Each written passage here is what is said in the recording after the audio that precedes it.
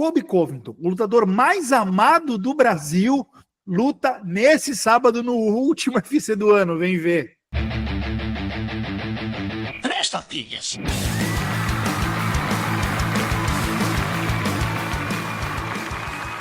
Cavaleiros e Brutamontes, donzelas e desdonzeladas. Eu sou Fabiano Rampazzo, pisando no octagon de Três Tapinhas, para esta que é a última edição de Três Tapinhas do ano, né?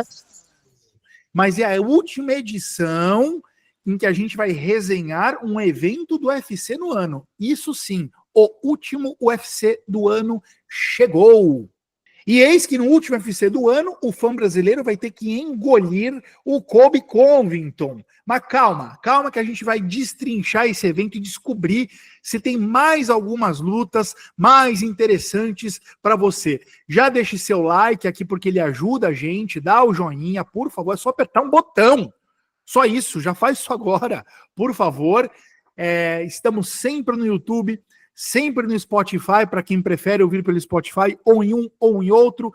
E bora desespinhar, porque teve UFC numerado, o último UFC numerado 310 aconteceu sábado passado, e temos espinho na garganta. Bem-vindo, MMA Meloto, a Wikipédia do MMA. Qual que é o teu espinho? Desentala aí. Saudações, amigos. Bom, meu espinho vai para a questão do Alexandre Pantoja, que não entrou no top 5 peso por peso do UFC. Ele, com a atualização que rolou aí, né, nessa última noite, ele ficou com a 9ª colocação no ranking de campeões ali, dos caras que estão no topo do UFC praticamente. E ele, cara, para mim, ele já deveria até, talvez, ser o número 1, porque ele tem mais defesas de cinturão do que quase todos os outros. Ninguém tem mais defesas do que ele. Limpou a divisão. Antes mesmo de ser campeão, já tinha vencido vários tops da categoria. Se pegar o top 10, ele venceu 9 vezes toda aquela galera ali, né? Alguns ele não venceu ainda, mas, cara, varreu a divisão. Não merecia essa posição que ele está. Pode até não ser ali o número 1, o número 2, o número 3, mas ele não pode estar em 9º, cara. É um absurdo isso. Isso é, para mim, um desrespeito, inclusive, até a categoria também. Que, embora falta talentos, falta nomes, mas isso também se deve muito ao fato dele ter vencido esses caras. Porque se fosse um campeão novato como a Sakura, olha a oxigenação que a categoria ia ter. A gente ia ter outra percepção da categoria porque o campeão não tinha enfrentado quase ninguém. Então, Pantoja, para mim, muito injustiçado, e esse é meu espinho. Realmente, Meloto, aliás, um ano em que esse ranking peso por peso foi alvo de muitas críticas, né, de todas as partes. Realmente comeu bola mais uma vez, inacreditável. Barbie, bem-vindo, Capitão Carisma. Qual que é o teu espinho na garganta? Tá animado para esse último evento do ano? Conta pra gente. Toda vez que tem luta, o seu capitão está animado, soldados, venham comigo, pois eu lhes trarei a verdade. E a gente vai falar aqui, o meu espinho na garganta é justamente pro resultado da luta entre o Gane e o Volkov, que a gente inclusive estava discutindo aqui em off, antes do podcast começar. Eu não concordei, inclusive achei que foi claro. Eu acho que a real discussão nessa luta foi 3-0 pro Volkov ou 2-1, porque eu achei que o primeiro round foi o round mais complicado de pontuar. Como eu estava falando com o Meloto aqui, eu não acho que o segundo round tenha sido o round mais óbvio do planeta. Não acho que tenha sido uma obliteração que o juiz simplesmente estava olhando para a lua. Mas eu acho que pelos critérios de pontuação que a gente conhece, deveria ter sido um round competitivo, porém, claro, um round tranquilo de se pontuar, eu diria. E é ainda mais doloroso você pensar que, tipo assim, os dois já lutaram.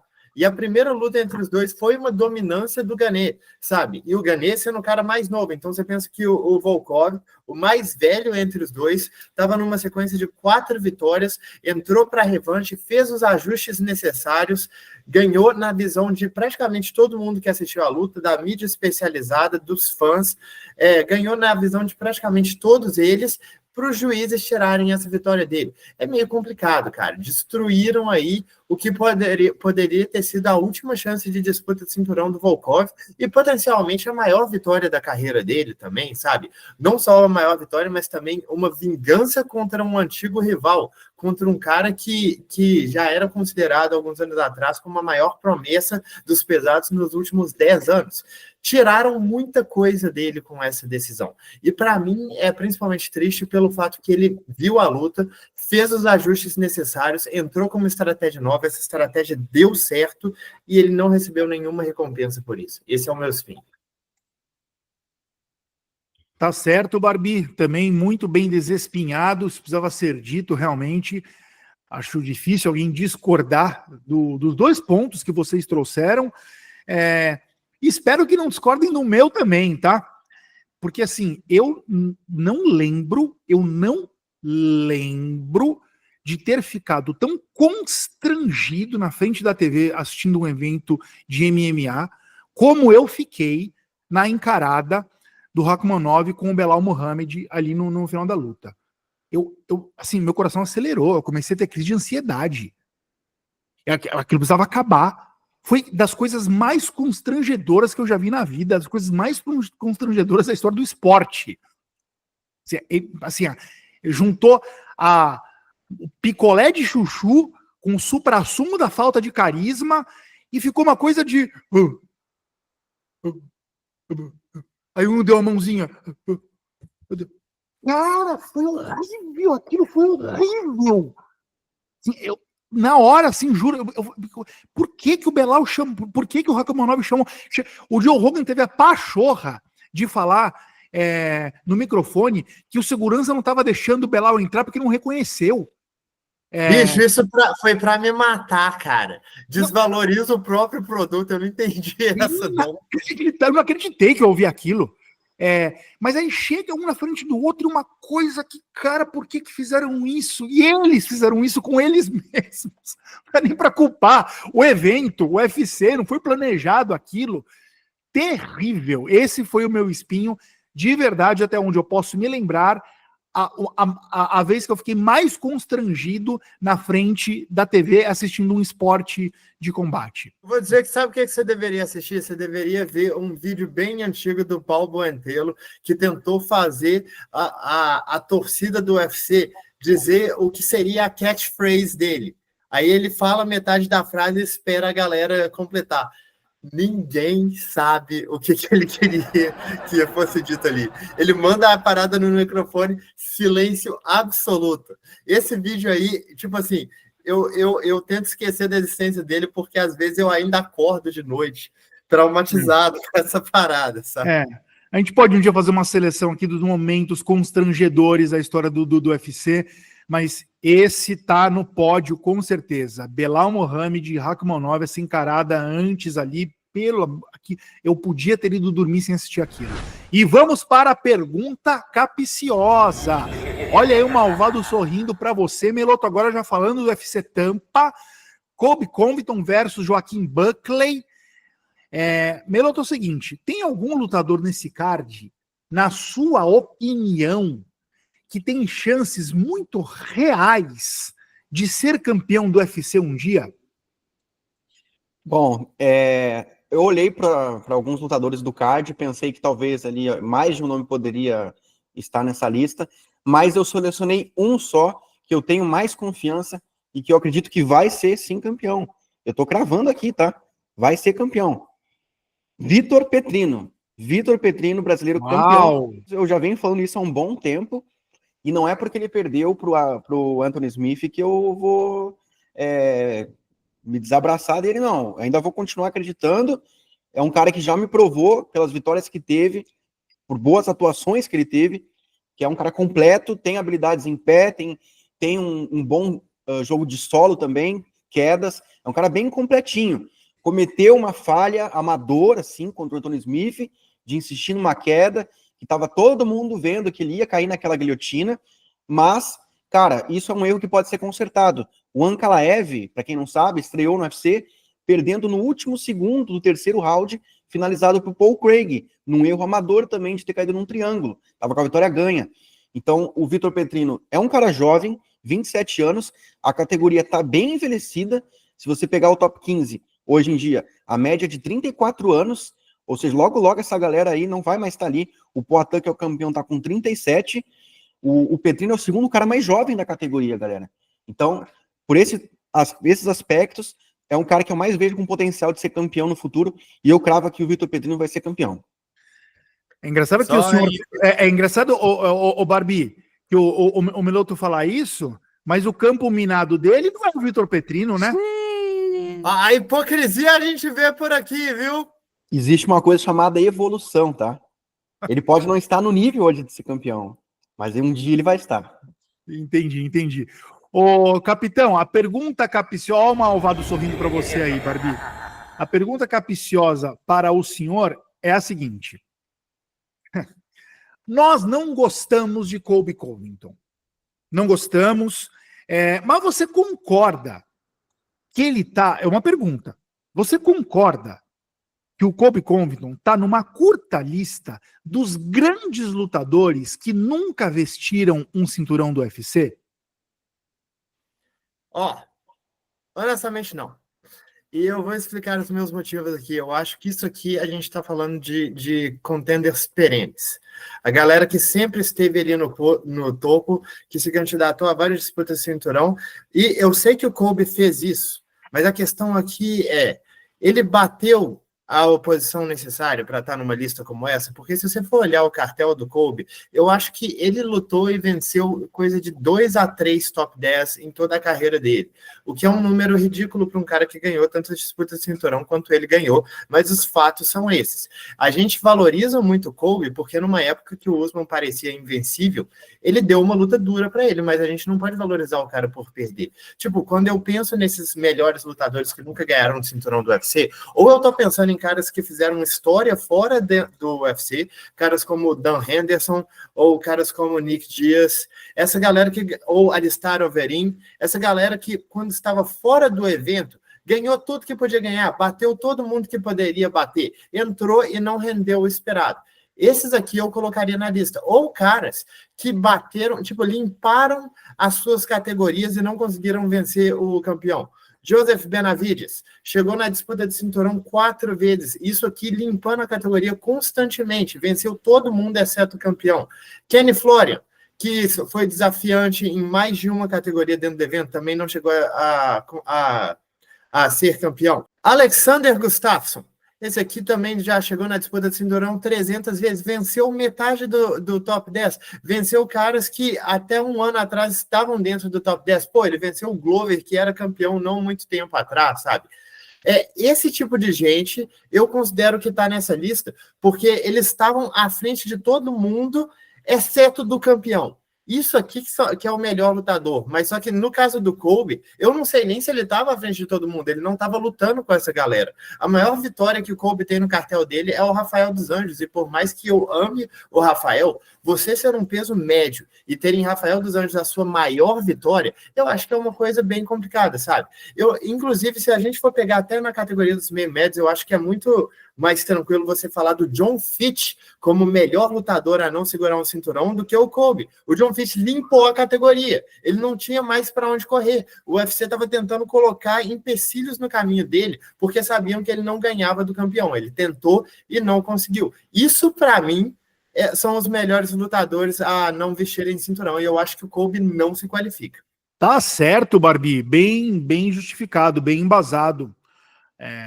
Faz sentido os seus critérios para não promover este pulha a um dos grandes lutadores que não vestiu cinturão e, se não vestiu até agora, não veste mais, né?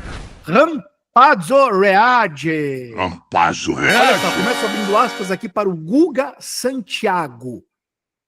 Estou de acordo com o Rampa, mesmo achando a bancada meio Caxias e muito meritocrata. As pessoas se ofendem muito com opiniões divergentes. Como pode? Estou aqui desde o episódio 1 e afirmo, este é o podcast com a melhor profundidade do YouTube. Fecha aspas. O Guga está se referindo à minha reação ao comentário do Caie, que disse que queria, que estava abandonando os 3 tapinhas, porque a gente falava, porque eu, sobretudo, né, criticava o Poitin. Então, o Guga Noblar dá uma espetada aqui na gente, que eu acho que o golpe precisa ser acusado por nós mesmos. A gente, depois vamos até resenhar nós 3 aqui em off sobre essa acusação de sermos muito meritocratas. Acho até que tem uns mais do que outros aqui, mas acho que a provocação está válida, Guga, obrigado por ela. E é um pouco isso, né? De fato... o meu mote todo, e que você concordou, é que a gente tem que ser um pouco mais aberto ao contraditório e não simplesmente pegar o boné e ir embora porque ouvimos alguma coisa que não é o que a gente concorda, né? Isso está muito presente no país hoje, nas redes sociais de um modo geral, e acho sempre lúcido convidar a fazermos o oposto. Agora, atenção, porque o próximo comentário que eu selecionei aqui é dele, é do Caê Marques. Vou ler na íntegra o comentário dele. Abre aspas. Passando para afirmar que a previsão do Rampazzo estava certo. Eu voltei. Para quem não acompanhou, meu tapinha de despedida foi nas costas do Caê, prevendo que ele voltaria. Aqui, ó, fui visionário. Continuando aqui. O comentário e a saída foi um momento de irritação que tive e já havia recuado e me envergonhado após ler todos os comentários carinhosos que fizeram ao meu odioso na semana passada. Deixo aqui uma dica / lembrete para vocês e para mim, que também não segui. Quando vamos deixar uma opinião controversa, colocar abre aspas, no meu ponto de vista, ou na minha opinião, não diminui o peso da opinião, mas reduz a possibilidade de desprezo ao pessoal, ao ouvinte que pensa o contrário. Sei que vocês fazem isso muitas vezes, mas não terem feito isso na questão do Vini / Poitin, no podcast, me deu esse mini surto, ao qual peço desculpas. Só para finalizar aqui. Seguirei por aqui como fã do podcast e de todos vocês, mas é provável que utilize uma conta fake para os próximos comentários. Não faça isso, não precisa disso, não faça isso, já estou reagindo. Não faça isso, Caê. Continue como você aqui. Fiquei um tanto envergonhado de ouvir meu nome durante todo o podcast, após ter dado um piti. Obrigado pelo carinho, seguimos juntos, acompanhando esse esporte que tanto amo. Sucesso, grande abraço. Cara, não acho que você deu piti. De verdade eu discordo disso. Não acho que foi um piti, acho que foi um comentário ali de alguém que ficou magoado, chateado, e enfim, acontece, cara. Pior seria você, tipo, simplesmente ter saído, bloqueado a gente, dado um follow, deixado de seguir, nunca mais aparecer. Então, acho que de alguma forma teve um movimento de sinceridade nisso que você chama de piti, e que para mim não, você estava ali, de fato, no calor do momento, falou uma coisa, se arrependeu, agora o arrependimento é para os fortes, né? Então, parabéns por ter reavaliado. Mais uma vez, eu repito o que eu falei no podcast passado, você é muito bem-vindo aqui, os comentários são sempre muito lúcidos, e vou te dar uma notícia, Caê. A gente vai discordar, meu amigo. A gente vai discordar mais vezes, né? Nem tudo vai ser sempre flores, paz e amor. Vai ter coisa que nesse podcast aqui já vai ter opinião que você não vai concordar. E assim caminha a humanidade, ou assim deveria caminhar a humanidade, assim deverá caminhar a humanidade. Então caminhem com a gente aqui, mesmo na discordância. E bora falar de UFC Tampa, que tem assunto pra gente falar aqui, pro Caê discordar, pro Guga discordar. Ô, Meloto, canta pra gente aí o card principal. Que horas ele começa e qual a primeira luta? Bom, o card principal tá previsto para começar à meia-noite. A primeira luta vai ser entre o Navarro Sterling contra o Tuco Tocos. Duelo de strikers dos meio pesados, o estreante, que é o Navarro, parceiro de treinos do Israel Adesanya, lá na City Kickboxing, né, o neozelandês, e tá enfrentando aí o Tuco Tocos. Cara, aqui uma luta, para mim, desnivelada. O Navarro, apesar de não ter muita experiência no MMA, mas é um cara com muita expectativa em cima dele, enquanto o Tocos, para mim, nem deveria estar no UFC. É um cara que já tinha sido até demitido do Bellator, teve aí uma chance no UFC, não aproveitou, foi nocauteado, aí teve uma boa sequência fora do UFC, mas num nível também muito pequeno, voltou, foi nocauteado de novo, e agora tá tendo essa chance aí. Para mim, assim, vou de Navarro Sterling aqui, não sei se alguém pensa o contrário, mas a luta aqui tá muito pro neozelandês. Bom, o Tuco Tosco deve ser tanto isso que você falou aí, Meloto, realmente, acho que você está muito certo, que eu já vou até dar um spoiler aqui, que é o palpite do campo minado do Barbie, né, capitão? Você está indo de Navarro e Sterling no campo minado. Ó, eu deveria processar o senhor. Eu deveria meter-lhe um processo até o pescoço por ficar dizendo meu campo minado antes da hora. Mas dessa vez eu vou deixar passar por respeito. Tá certo. E na sequência, Melotíssimo, Adrian Yannis versus Daniel Marcos. Ô, Meloto, antes de você comentar rapidinho essa luta aí, o que você acha dessas duas lutas como lutas de card principal do último evento do ano?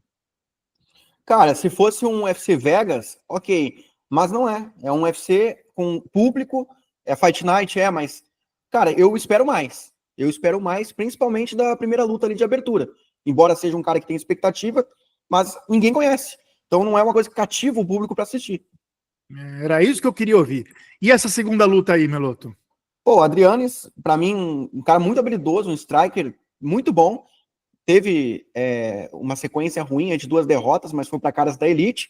E enfrentando o Daniel Marcos, que eu também vejo como um striker, apesar que é mais completinho. E, cara, ele faz o arroz e feijão ali, tá invicto, mas ele não me chama tanta atenção. O Adrianes, para mim, é superior e acho que vence essa luta, mesmo sendo zebra nas casas de aposta.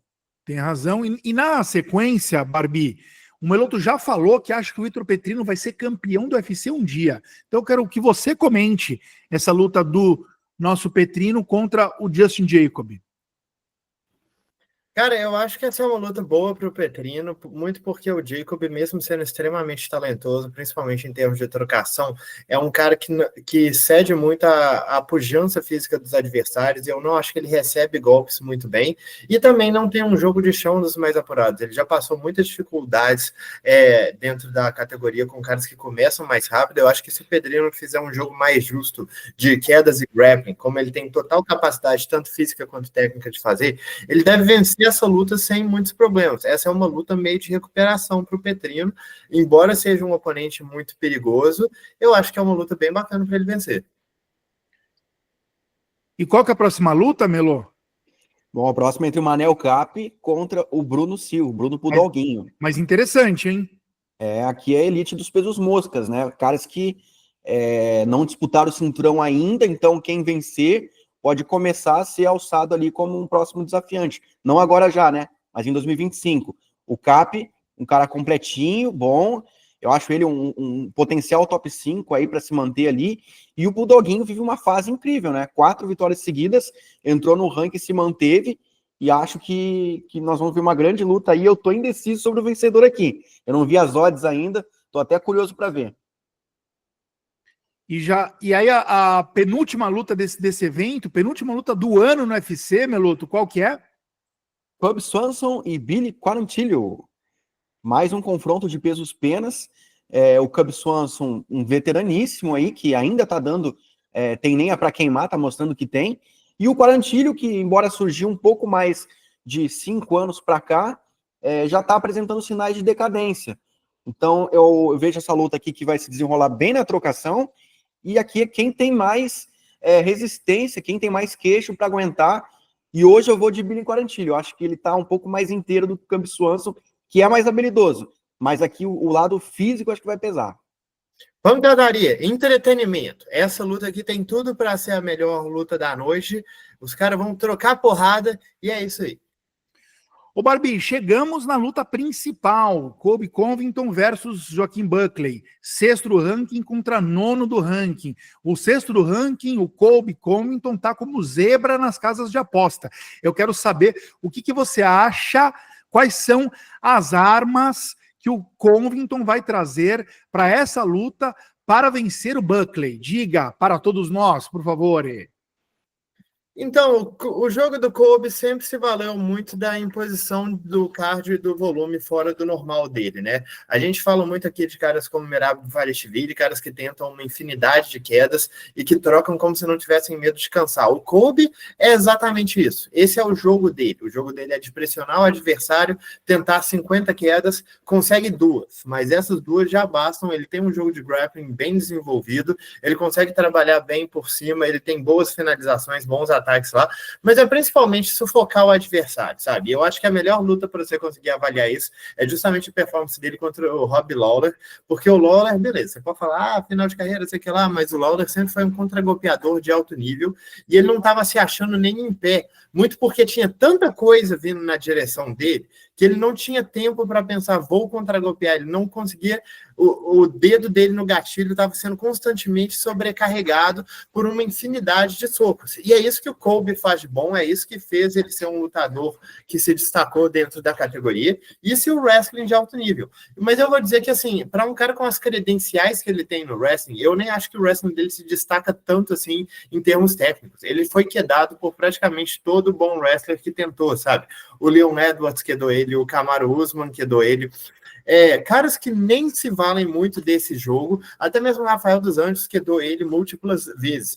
É muito mais uma questão dessa pressão, dessa energia que ele traz, desse volume que ele traz para a luta, do que realmente uma parte técnica extremamente refinada. A trocação dele é um cara que tem uma perna bem solta, consegue chutar alto, com velocidade. Não acho que ele tem uma trocação das mais bonitas, o boxe dele não é exatamente bem fundamentado. E fora isso aqui, uma coisa que eu queria dizer é que a última performance dele contra o Leon Edwards, que veio depois de 1 ano e meio parado, foi pífia.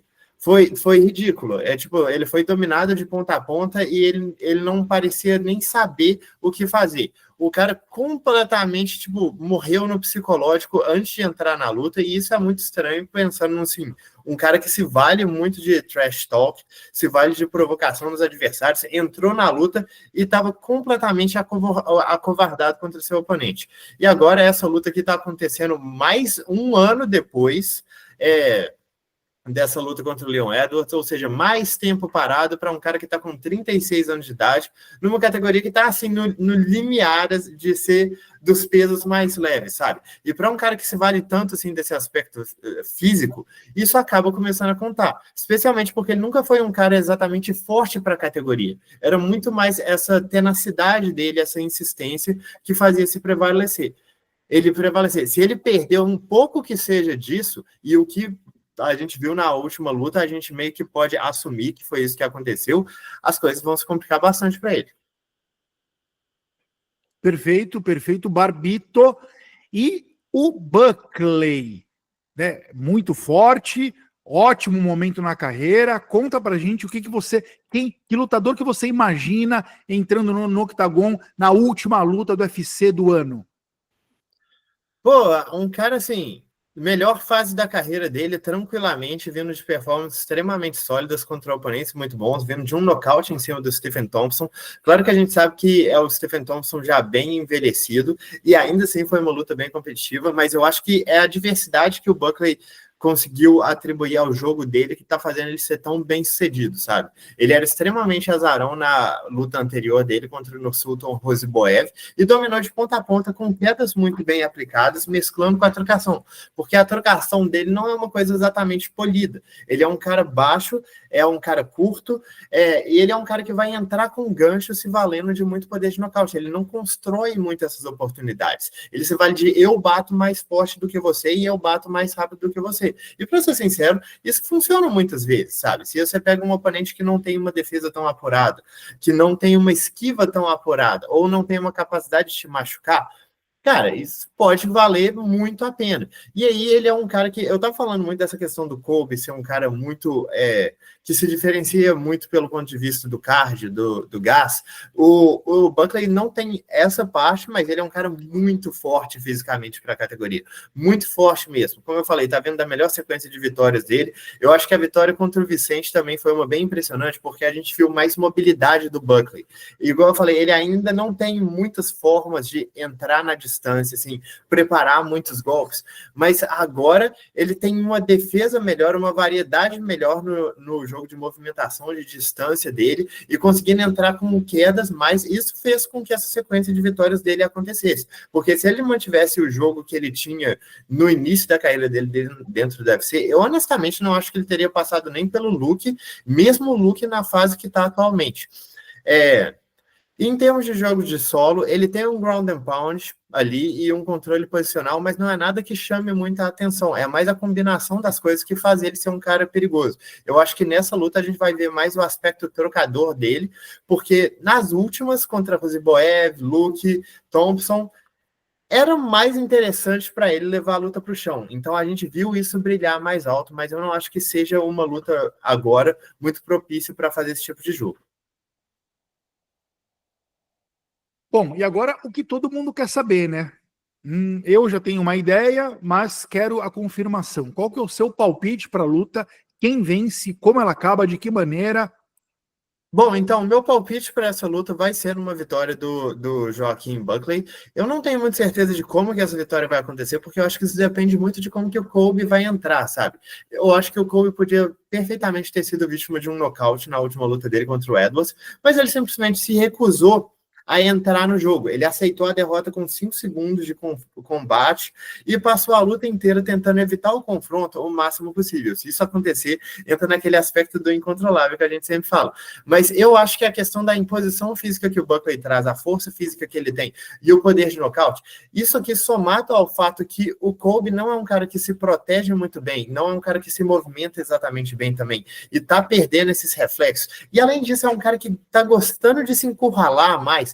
Eu acho que vai encaixar muito com esse jogo de trocação mais desgovernada do Buckley. Eu acho que muito do que vai acontecer dessa luta vai depender do que acontece nas primeiras investidas do Colby de quedas e clinch. Porque mesmo se as quedas não acontecerem, se o Buckley se ver travado no clinch e isso durar algum tempo, isso já pode ser um mau indício para ele, né? Porque em questão de cardio, eu não acho que ele tem muito a oferecer para um cara como o Colby. Ele tem que quebrar o clinch o mais rápido possível, defender as quedas, obviamente, mas a ideia é que ele tem uma vantagem tão grande de poder de nocaute, de velocidade da trocação e até mesmo de fundamentos, mesmo que ele não seja um cara tão habilidoso nesse quesito, que eu acho que qualquer momento que a luta ficar na trocação é vantagem para ele, mesmo que seja uma coisa mais desgovernada, assim, mesmo que não seja uma coisa que a gente pode falar, ele está construindo o nocaute, eu acho que o nocaute eventualmente acontece por diferença de poder de nocaute. Isso aqui, como eu falei, constando que o Colby não conseguiria encurtar a distância, não conseguiria quedar, se veria acuado, sabe? O que eu acho que são situações perfeitamente razoáveis de se imaginar contra um cara que tem a força física e o nível de wrestling que o Buckley tem. Não acho que seja o nível do Colby, mas nessa altura do campeonato acho que seja perfeitamente suficiente para se defender contra as investidas do adversário. Eu acho que essa luta vai se transcorrer majoritariamente na trocação, que é onde eu vejo o Buckley levando uma boa vantagem e acho que ele consegue a vitória lá. Maravilha, Barbie. Análise feita, entregue, embalada.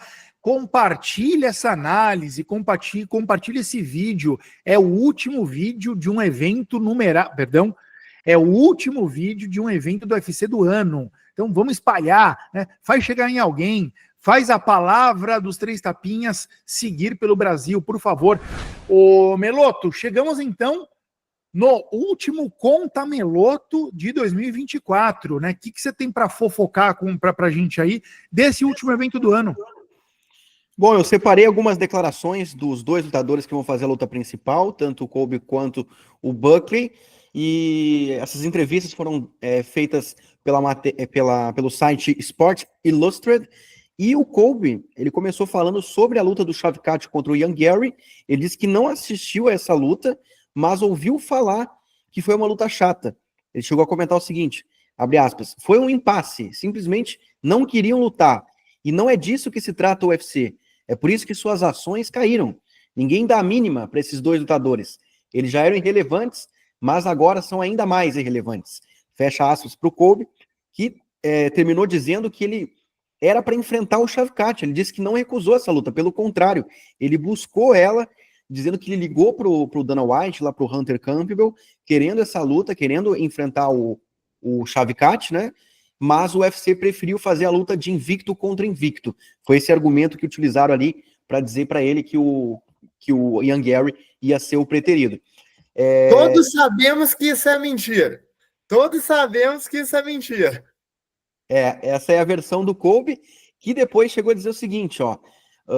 Ele acredita que o Buckley, que acabou tendo que enfrentar, né, não acrescenta nada à sua carreira, mas quer acabar com a invencibilidade, com essa sequência invicta que o Buckley tá, né, que ele tá com uma boa sequência de vitórias aí para voltar a disputar o cinturão. É isso que o Colby quer fazer. Com relação à carreira, ele disse que não sabe mais por quanto tempo vai estar lutando exatamente, mas imagina que no máximo 3 anos de carreira que ele tem aí pela frente. 6 lutas, 5 lutas é o que ele acha que pretende fazer. E já o Buckley, ele falou que é uma luta que é maior do que a luta contra o Ian Gary, essa luta contra o Colby, já que o Colby lutou pelo cinturão mais de uma vez, está mais bem ranqueado do que o irlandês, e ainda é um lutador de alto nível. Na visão do Buckley, o Colby ainda é um lutador de alto nível. E aí ele espera também, assim como o Colby, lutar pelo cinturão se vencer o americano. Ele disse que na próxima vez que ele pisar no octógono, ele definitivamente espera ter algum ouro em volta da sua cintura. Pô, Meloto, ótimas informações, dá até para fazer uns recortes desses conta-melotos e a gente divulgar aqui na rede, né? Porque é tudo tão pontual, só informação na ponta da língua ali, muito bacana, cara. Estamos ansiosos pela volta desse quadro no primeiro UFC em 2025. E, Meloto, agora chegou a hora do card preliminar, né? Está aqui com a gente nos 3 tapinhas, o Guga, o Caê, só os fortes. Só MMA Raiz, né, que vai assistir o card preliminar, que não está aqui só para o creme de la creme. Vamos ver aí o que é este último card preliminar do ano. Que horas começa o evento? Começa à tarde, hein? Que horas começa o evento, Meloto? Bom, o card preliminar começa às 21 horas no horário de Brasília, e a primeira luta é entre a Josefine Knudson contra a Piera Rodrigues. Confronto de peso palha feminino. A Josefine já lutou no UFC, já tem aí boas apresentações, é uma lutadora promissora, invicta, contra a Piera Rodrigues, que é mais conhecida pelo grappling, ao meu ver. Então aqui é um confronto de estilos. A Josefine tem uma trocação muito boa, conhecida por isso, e aqui o meu palpite vai na promessa que eu acredito que vai ter mais sucesso no futuro, que é a sueca, a Josefine. E na sequência, Melô? Depois a gente tem o Dave Grant contra o Ramon Taveras, duelo de pesos galos, luta equilibrada. O Grant, um cara que é bem completinho ali, mas ele tem um striking como um ponto forte, e o Ramon Taveras também. É uma luta que tende a ser agressiva aqui, viu? Eu vou de Taveras pela juventude. Eu acho que ele ganha essa por estar com mais capacidade física aí. E aí a gente chega na última luta entre mulheres do ano de 2024, correto? Exatamente. No último evento a gente não teve, né? E agora a gente está sendo compensado aí. Miranda Maverick contra Jamie Lynn Hart. Duelo de uma lutadora mais experiente, muito favorita, inclusive, a Miranda, contra a canadense Jamie Lynn Hart, que representa um país aí que vive um insucesso no MMA recentemente, né? O Canadá não tem tido bons resultados. E a Miranda aqui, eu acho que ela vai vencer com o seu grappling, que é o seu carro-chefe. Eu ia dar um spoiler aqui, mas eu não quero receber processo duplo, então deixa eu ficar quieto. Na sequência, Meloto, temos quem? Miles Jones contra o Felipe Lima. Confronto de Brasil e Estados Unidos. O Felipe é um lutador muito promissor, parceiro de treinos, ou ex-parceiro, agora não estou lembrando, do Hansa Chimaev, né? Vem lá da Suécia. E o Miles Jones, um cara bonzinho também, completinho, mas aqui eu fico com a esperança brasileira no peso pena aí para o futuro. Felipe Lima, vou confiar nele nessa luta. E na próxima luta, a gente tem o Sean Hudson e o Fernando Padilha, Meloto, eu sempre dou risada, cara, porque eu não sei quem que falou no Canal Combate, anos atrás, Canal Combate, quando você passava no Canal Combate, que falou que o Sean Hudson era as pernas de um lutador e o tronco de um outro lutador juntou. O cara é esquisitão, mano. O cara é esquisito. Mas bom lutador, né? Bom lutador, eficiente, tá como favorito nessa luta contra o mexicano. Conta um pouquinho pra gente, Melô. Exato, parece que, pô, ele não é lutador, né? Ele não tem físico de lutador, muito magrinho, né? Mas, cara, é cheio de quina. O cara tem sido duro aí de vencer ele, tem impondo um jogo legal na trocação. e vai enfrentar um outro striker aqui também, que é o Padilha, que eu acho que é um cara duro também. Essa luta vai ser bem interessante, hein? Mas o Hudson é o favorito aí pela fase que vive. Tá indo muito bem no UFC. É interessante falar que, tipo assim, o Hudson, ele só perdeu uma luta em toda a carreira, tá com uma sequência de 6 lutas sem perder, 5 delas vitórias e 1 empate, e o cara não tem hype nenhum. A impressão que dá é que ele só anda de lado, sabe? Todo adversário que ele pega é mais ou menos o mesmo nível do anterior. Ganha, ganha, ganha, ninguém liga. Tem um quê de Belal Muhammad, esse Sean Hudson. O Barbie, aproveita que você está com o microfone aberto aí. Na próxima luta, temos algum garoto do capitão? Pô, cara, eu adoraria dizer que o Joel Álvares é meu garoto, porque eu acho que o estilo dele é impressionante. Eu amo as cotoveladas, eu amo as finalizações por baixo, eu amo esse cara. Mas ao mesmo tempo eu odeio ele, porque ele não bateu o peso várias vezes já dentro do UFC. Aí você vê ele não batendo peso contra o Thiago Moisés, entra na luta e parece 2 vezes maior do que o adversário. Pô, eu detesto isso, filho. Eu fico pra morrer. Mas tirando isso, é um cara com 21 vitórias na carreira e todas elas foram por nocaute ou finalização.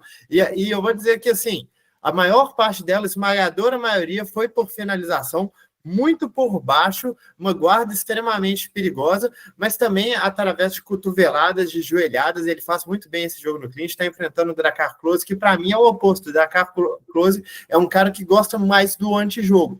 Chuta baixo, clincha, consegue algumas quedas, tenta utilizar mais gasto, mas para ser sincero, eu acho que o Drakkar Klose já está entrando numa decadência aí. Eu acho que ele se complicou bastante na última luta dele contra o Neto BJJ, e eu não acho que ele tem mais a categoria para ser conservador contra um oponente no nível do Joel Álvares. Eu acho que fora problemas com peso aqui, problemas com corte, eu imagino o Joel passando caminhão em cima dele.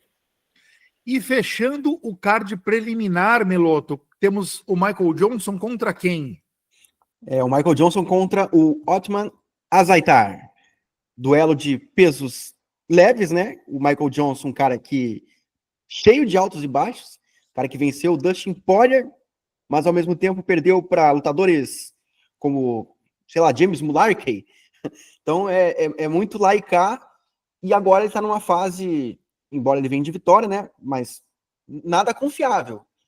Aparentemente não vai se manter muito no UFC. E o Othman é um lutador que também não mostrou muitas coisas no UFC, né? Uma baixíssima atividade, lutou 4 vezes, de 4 anos para cá, aliás, 5 anos para cá, lutou pouquíssimas vezes, e vem de 2 derrotas, ou seja, quem perder aqui corre risco seríssimo de demissão.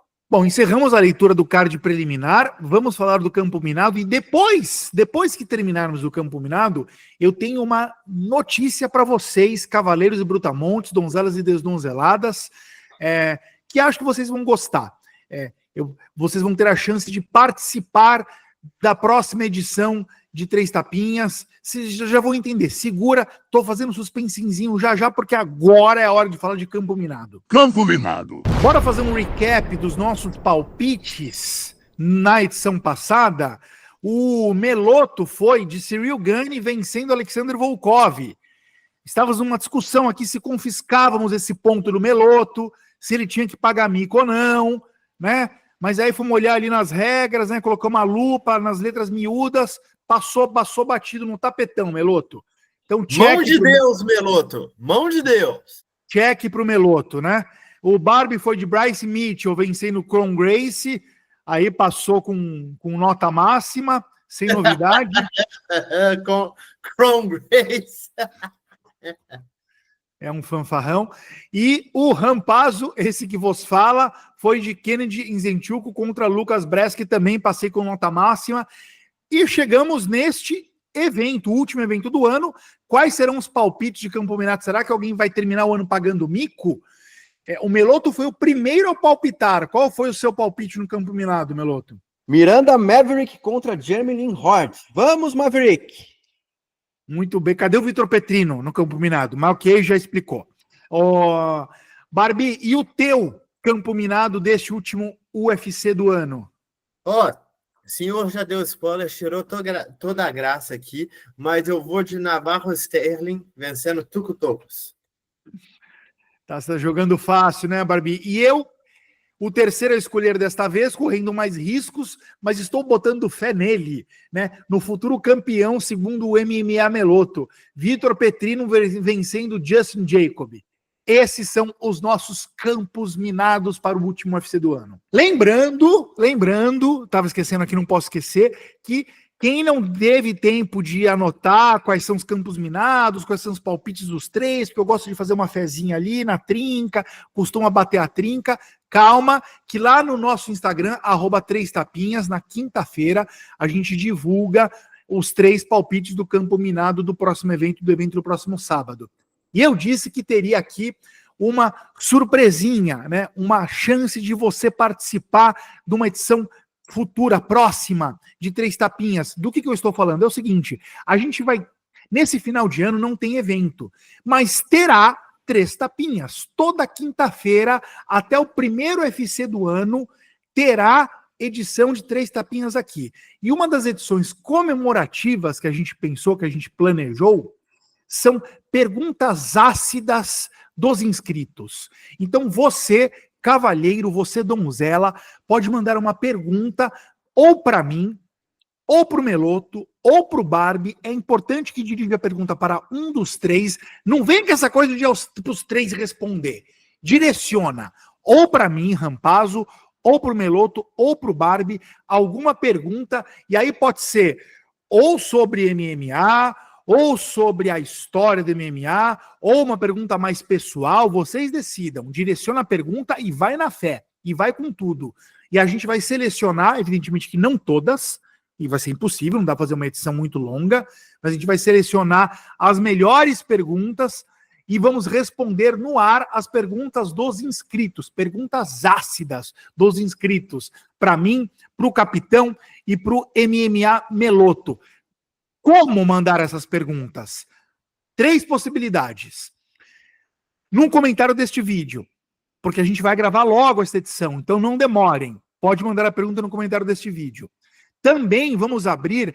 mas não me ocorreu nada agora, Rampazzo. Me deixa pensar numa pergunta melhor, não tem problema.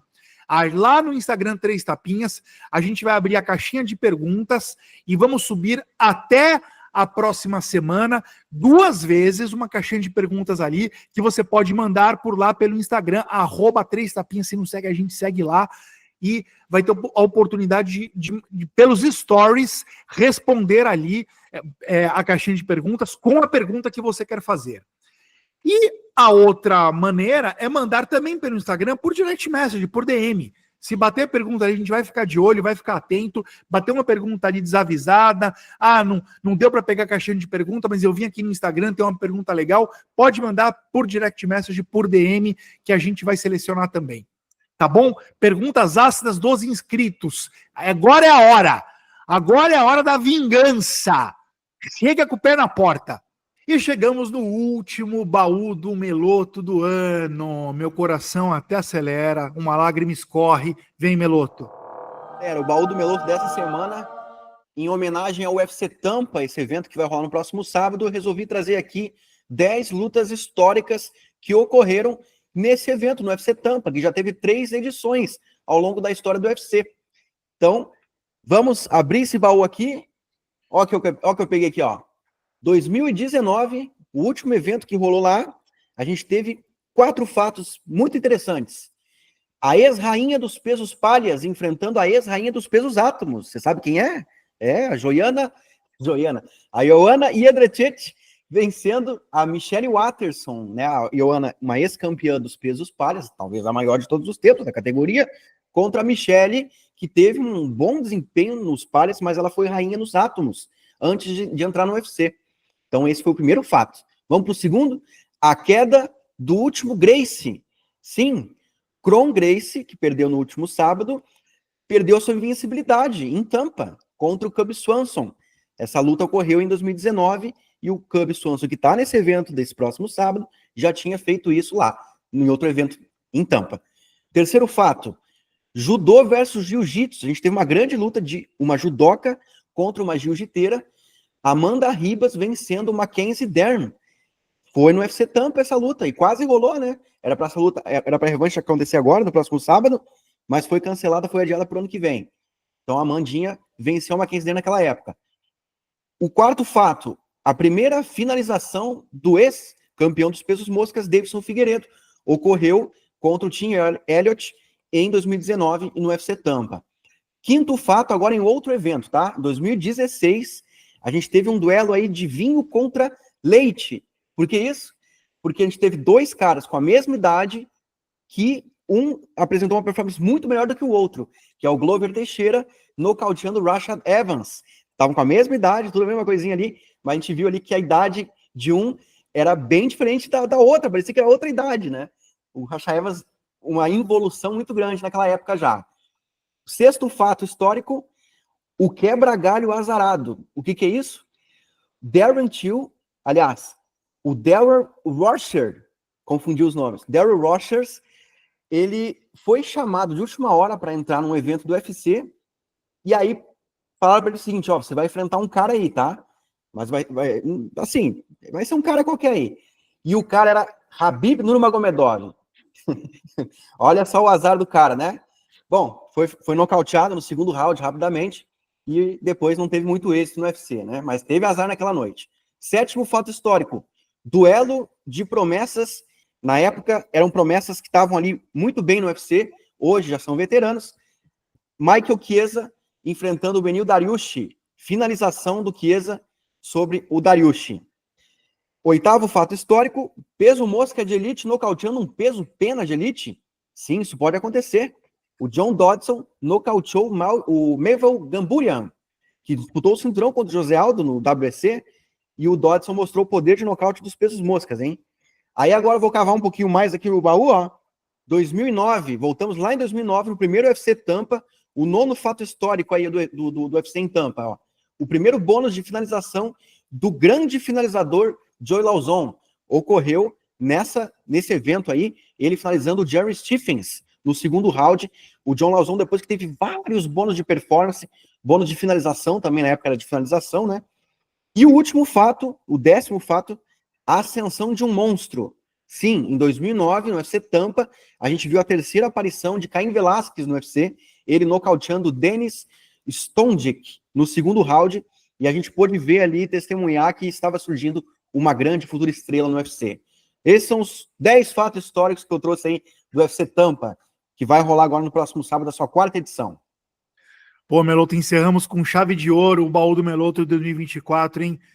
Que baú divertido, que legal, cara. Bom, muito. Adorei a imagem de vinho e leite para o Glover e pro Rashad.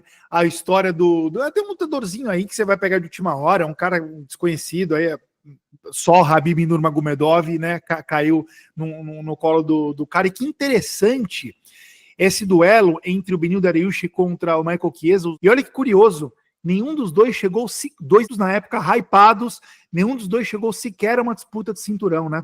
Quem que venceu essa luta no dia? O Beneil Dariush, provavelmente, né? O Michael Chiesa finalizou o Dariush. Ah, foi isso? Olha um mata-leão. Olha só, acho que não tá errado dizer que o Dariush foi mais longe na carreira que o Chiesa, né? Não tá. Tranquilamente mais longe, tem nem comparação. Eu acho que assim, quando a gente fala de promessa, eu pelo menos não espero exatamente que a pessoa chegue a ser campeão ao disputar o cinturão. Eu acho que o Dariush foi muito longe na carreira. O Chiesa não. O Chiesa parou ali no meio de caminho, mas o Dariush, cara, chegou a top 5. Eu acho que ele foi muito bem. E se ele vencesse aquela luta contra o Charles do Bronx, ele iria para uma disputa de cinturão, né? Ele chegou perto mesmo de disputar o cinturão algumas vezes. Bom, vamos encerrar então esta edição de Três Tapinhas, e a gente não encerra sem antes esbofetear ou afagar alguém. Barbie, vamos começar com o senhor. Qual que é o teu tapinha de despedida? Eu pensei bastante nisso aqui, porque eu queria muito dar um tapa na cara do Kron Gracie, mas ele me recompensou. O fato dele ter sido nocauteado me salvou do mico dessa semana. Então, o meu tapa vai ser nas costas do UFC. Surpresa, surpresa. Seu capitão, vamos tirar os óculos, porque esse aqui é o meu momento íntimo com você, soldado querido. Porque qual que é a coisa aqui? O UFC, ele faz aquele negócio tipo assim, a minha competição não existe. Eles não falam do Bellator, eles não falam da PFL, mas eles falaram do Rizin.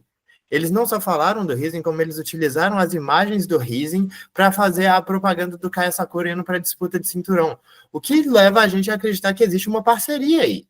É mais do que simplesmente, eu posso usar as filmagens dos caras. Eu acho que a gente vai ver muitos caras do Rizin indo para o UFC. Eu acho que vai virar como que uma ponte. E eu até gosto de sonhar que talvez alguns caras do UFC vão ir lutar lá no Japão. Foi uma coisa que, inclusive, aconteceu com o Pride, quando eles estavam lá no meio da guerra, com o Chuck Liddell indo lutar lá no Japão. Eu acho que não vai acontecer nesse nível. Eu tô pensando mais nos campeões do Rizin tendo uma ponte direta para o UFC, o que para mim já é uma coisa bem interessante. Eu acho que isso é legal. Eu sei que isso meio que ajuda o monopólio, mas ao mesmo tempo é uma parceria que faz com que as lutas que a gente queira ver aconteçam. A gente viu um campeão ganhar uma ponte direta para o UFC e direto para uma disputa de cinturão. Eu acho que isso é uma coisa muito legal e acho que a gente deveria valorizar. Tapa nas costas do evento. Maravilha, Barbie, muito bom. Vivemos para presenciar este dia, hein? Melotô, vou deixar o seu tapinha por último. Olha só, o meu tapinha de despedida seria um tapinha nas costas do Ian Gary. E eu vou transformar esse tapinha nas costas para o Rakhmonov. Então, meu tapinha de despedida é um tapinha nas costas do Rakhmonov, e aí vem a minha explicação do porquê essa mudança. Eu vejo muita gente falando, inclusive em outros canais, outros youtubers, que essa luta entregou um copo meio cheio, o Ian Gary saiu maior do que entrou, e eu concordo com isso. Pegou a luta de última hora, entregou uma luta difícil, 3-2, né, contra um monstro que só finalizava lutas, e Gary saiu maior. Eu concordo com isso, tanto que eu estava para dar os tapinhas nas costas do Gary. E essas mesmas pessoas dizem que o Rakhmonov não é o monstro que pintava ser, né? Agora a gente viu que o copo ficou meio vazio para ele, e eu discordo disso, porque simplesmente essa conta não faz sentido. Quem fala uma coisa dessas não parou para pensar no que está falando. Assim, porque ou o Ian Gary é um lutador esta série, difícil, ou o Rakhmonov não presta. Não faz sentido. É tipo quando o Khamzat Chimaev ganhou do Durinho e todo mundo ficou falando: você viu que o Khamzat não é tudo isso, né? Olha, se você tá falando isso, você acha que o Durinho é um merda. Se você acha que ele é um grande lutador, e naquele momento ele estava no top da carreira, tinha acabado de, se eu não me engano, acabado de vencer o Stephen Thompson, acabado de vir numa disputa de cinturão equilibrada, difícil, contra o Usman, estava muito bem. Se você acha que o Durinho é um lutador, você não pode achar que alguém que vence ele sai menor dessa luta. Não dá para achar que o Rakhmonov vai nocautear e finalizar todo mundo no primeiro round. Ele pegou um cara muito difícil e venceu. Venceu. Mas não, cara, ele vem, ou você valoriza isso, ou você acha que o Gary é um nada. Então, esse é o meu ponto. Tapa nas costas do Rakhmonov, porque venceu, não importa se foi 3-2. Não lutou com qualquer um, lutou com um cara que era invicto, com um cara que tá nas pontas dos cascos para ser campeão do UFC, tal como ele. Venceu. Não dá para entender quem fica falando que o Rakhmonov, não é tudo isso, caralho. Ele venceu essa luta, ele venceu. Para mim, ele ia perder, aliás. Eu tava achando que o Gary venceria. Então, tapinha nas costas do Rakhmonov, que para mim saiu maior do que entrou, assim como o Gary. Vejo os dois saindo, foi um lutão equilibrado, pau a pau. Assim, os dois entregariam luta duríssima contra o campeão Belal. Essa que é a verdade. Então ali, os três no topo da montanha. Fala, Barbie. Não, eu só queria comentar aqui, porque aqui entra um pouco dessa questão de você saber um pouco melhor do que você está enxergando. Porque existem diversas lutas, como, por exemplo, a luta entre o Ganei e o Volkov, que a gente vê os caras fazendo besteira. Eles entravam no jogo de chão e cada um estava tomando cada escolha mais maluca do que o outro e não sabendo direito o que estava acontecendo. E aí eu acho que a galera fica na impressão de que o Gary é ruim. Portanto, o fato do Rakhmonov não ter passado o caminhão nele significa que o Rakhmonov também não é bom. Mas se você sabe o que você está olhando em termos de defesa de clinch, defesa de grappling e do que deveria ser feito ali, cara, o Gary surpreendeu todo mundo. Todo mundo mesmo. Eu falando com uma porção... Menos a mim. Não, você vem com essa...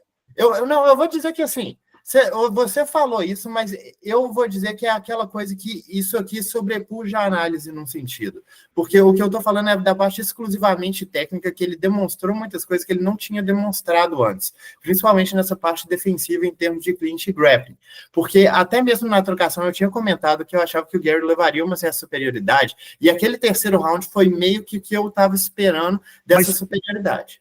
Só um parênteses rápido nisso, ele realmente não tinha mostrado isso antes, mas eu, que acompanho o esporte, vi que ele se internou com o Charles do Bronx e com o Damian Maia. Então eu imaginei ele chegando... E as conversas de bastidores que vinham também de quando eles treinavam juntos, ele muito autoconfiante, eu realmente previ essa luta duríssima. A mim não surpreendeu. O que eu tô falando, assim, isso aí que você falou também é definitivamente uma coisa que entra na análise técnica. Só o que eu tava falando dessa questão de surpreender é que, tipo assim, por exemplo, eu honestamente não acompanho o Bafafá. Então, para mim, o cara entra na luta e demonstra um monte de qualidades técnicas, principalmente defensivas, contra um cara do mais alto nível como o Rakhmonov, que ele não tinha demonstrado antes, surpreendeu demais. E é igual você falou, eu acho que essa luta valoriza os dois. Beleza, o Rakhmonov pode não ser a besta do apocalipse igual a gente imaginava, mas, cara, se você tá imaginando que qualquer lutador é invencível, você já tá errado por si só. O princípio. Exato, por princípio você já está errado, nenhum lutador é invencível. Eu acho que o Gary se defendeu muito bem e ainda assim o Rakhmonov ganha a luta contra um cara que estava se defendendo perfeitamente contra ele. Os dois merecem ser valorizados a partir daí. É isso. Mas o meu ponto com esse tapinha foi mostrar um pouco a minha insurreição contra quem advoga contra o hype do Khamzat Chimaev, contra o hype do Shavkat Rakhmonov. Desculpa, cara, os hypes estão validadíssimos. Os dois vêm vencendo lutas duras. Se o Chimaev tivesse ganho por 3-2, uma luta apertada por pontos do Robert Whittaker, ainda assim o hype dele, ele venceu o Whittaker, cara. Quem é o Whittaker? É um nada, vocês estão loucos? Ele não precisa, tipo, quebrar a boca, a mandíbula de um lutador como o Whittaker para ser valorizado. Se tivesse exprimido um resultado de 3-2, ainda assim teria que ser valorizado. Esse é o ponto alegre que eu tô levantando aqui que ninguém fala. Vai, Meloto, qual que é o seu tapinha? Não, só um tapinha nas tuas costas, por ter previsto isso aí, né, cara? E um tapinha na minha cara também, porque eu duvidei, eu subestimei o Gary. Que evolução, eu sou uma grande evolução. Eu achava que eram lutadores que não estavam no mesmo patamar. Pelo contrário, calaram a minha boca, principalmente o Gary. Bom, o meu tapa verdadeiro vai ser na cara do UFC. Aqui tem coragem. E aqui eu não sei quem eu vou dar esse tapa, em qual figura que eu vou utilizar, porque o Dana White, de repente, ele nem tá envolvido tanto nessas coisas, por sacanear a Vina Jandiroba, cara. Pela forma como o UFC conduziu esse processo. Tudo bem, cancelar uma luta por alguma razão ali, de repente eles estavam planejando a luta entre a Zhang Weili contra a Valentina Shevchenko, a Alexa Grasso, sei lá, e aí uma das duas não pôde lutar, e aí beleza, vão ter que chamar outra contender, beleza. Mas não, cara, a forma como foi feita, eles mentiram pra Virna. Eles disseram que a Tatiana Suárez estava machucada.